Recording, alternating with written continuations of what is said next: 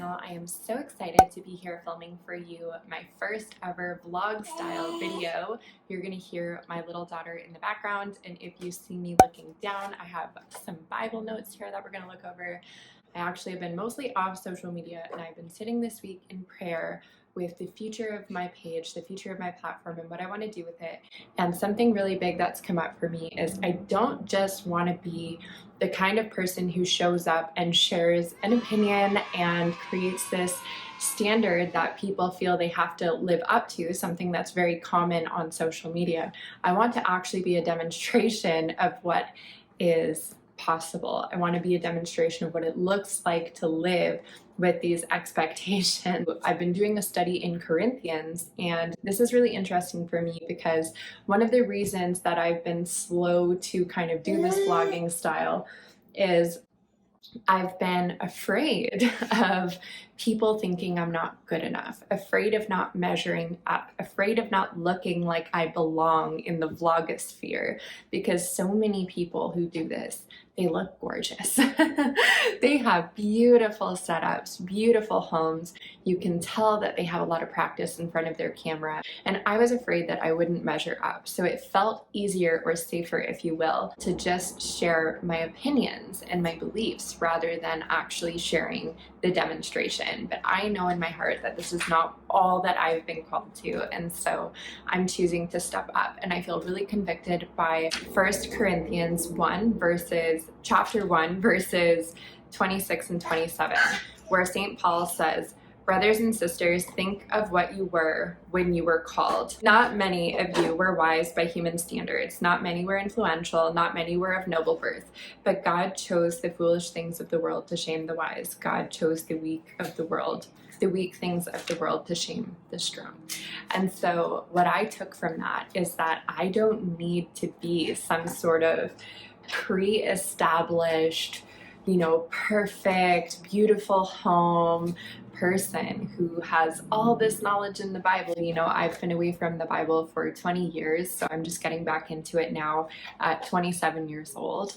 I don't have this whole rich history like some people have, going to church all their lives and understanding different verses and how they compare to other verses and maybe all the nuances that I'm still learning. I don't need to be someone who has all this wisdom and all this knowledge and all this prestige and all this worldly stuff in order to be worthy of sharing what I feel called to share. I can do that as I am. That's how I've been called, which actually leads me to 1 Corinthians chapter 7, verse 17. "Nevertheless, each person should live as a believer in whatever situation the Lord has assigned to them, just as God has called them." So that just further created that conviction that I am to share as I am here now.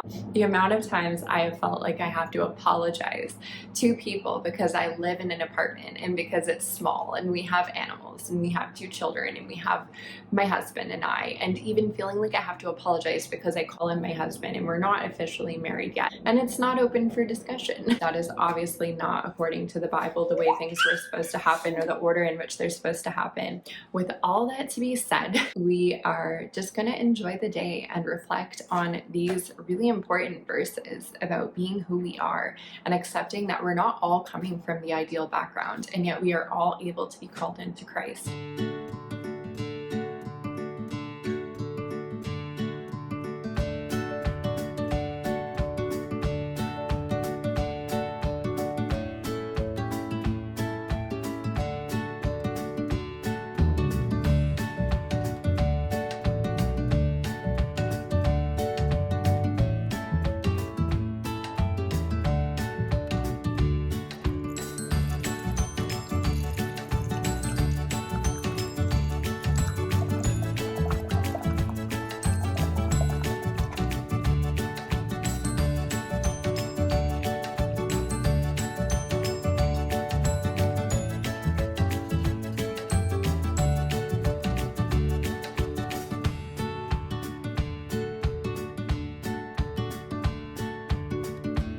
When I think about the number of times that I've wanted to demonstrate homemaking to other women and show women what it can look like in a actual functional family rather than just how it can sometimes be portrayed on social media, which is this idyllic easy, really simple sort of rhythm. You know, social media can make homemaking look easier than it is and really beautiful, and like you should have the perfect home and the perfect, I don't know, bed linens and the perfect dishes and the perfect kitchen and all the things, right? Everything should be perfect. And I think about the number of times that my imperfections stopped me from making myself available to support other women in their homemaking journeys, or just demonstrating that like normal life is totally normal. We don't all have all that stuff, and we don't all aspire to that stuff either. And it's just fascinating to me how I let that hold me back. And as I've been reading 1 Corinthians, I'm realizing God isn't calling me to wait. God isn't saying, you know, once you have the perfect house, once you have the perfect decorations, and once you're made, once that image is created, then share the testimony of where you came from. Then show women what is possible. I don't think God's asking that of me at all. I think God wants me to show other women normal, everyday life and how that looks as a homemaker, and share with you the struggles and share with you the processes and the rhythms, and live as a demonstration now where I am as I have been called, not after. I can't get to the after if I'm always saying, when I get there, then I'll do it, right? That's not fair to God. That's not fair to the women that I am meant to encourage. And that is not fair to myself. And something I've learned to be true in my life is that if I'm not able to do it now, when I have in my mind a little, right? Like this isn't a little, I have a beautiful home, truly. But when I compare myself, when I get into that situation of comparison, then I start to go, wow, I have a little compared to other people, right? And when I'm in that mindset, I'm doing myself that disservice of downplaying what I truly have. And if I have that happening, when I get into more, I'm going to continue to feel like I have less, because there's always going to be someone with a bigger home, always someone with nicer decor, always someone with more income. There's always going to be someone with kids who looked more behaved or more put together or better outfits or whatever. It's always going to look like someone is more blessed than us.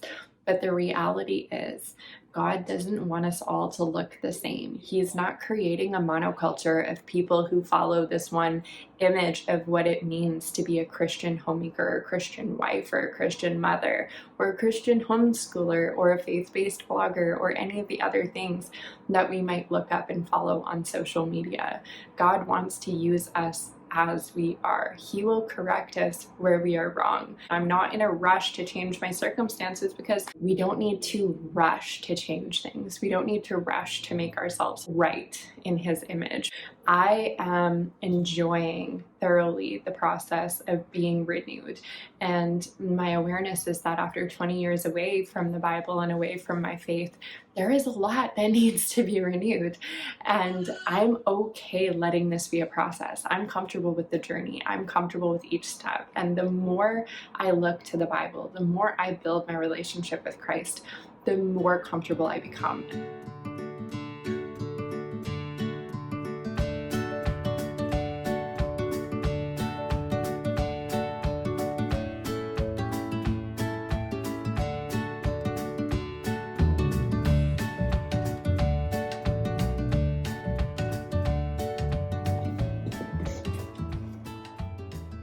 I always think it's so funny to see how other people deal with their laundry, because everyone in my family does it a little different. So my stuff gets rolled because I have a dresser and it's just like too much stuff to fit in there. If it's like folded, I can't see what I have, and so I roll it because then I can see what's there.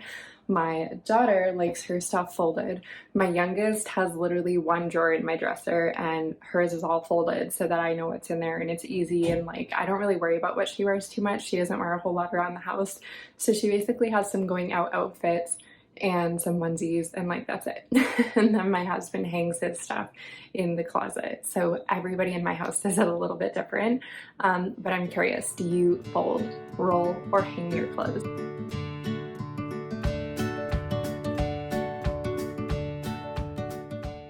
So I'm basically just ending this video on the couch. My hair looks totally haggard from playing with the kids today. But that is the gist of my day, like literally dishes, laundry, and cleaning the table 1,000 times. Usually cooking, and we have homeschooling starting next week and all sorts of stuff. Hopefully I'm not too shaky here. But anyways, so I do have a lot of really fun videos planned for you, some fun recipe style ones. I'm going to test out some Pinterest recipes, which I feel like is such a valuable video because you never know if they're actually good or not. I did a pancake recipe yesterday and it was really bad. So we'll try out some fun back to school recipes for the homeschool table. I will do some day in the life stuff. We will do just some chats. Oh, you're not supposed to be here. And we will just see where this channel takes us. Comment on the stuff that you would like to see and I will do more. And yeah, thanks for coming to my channel. If you enjoyed this video, thank you for being so generous in your time and watching me talk and do random things.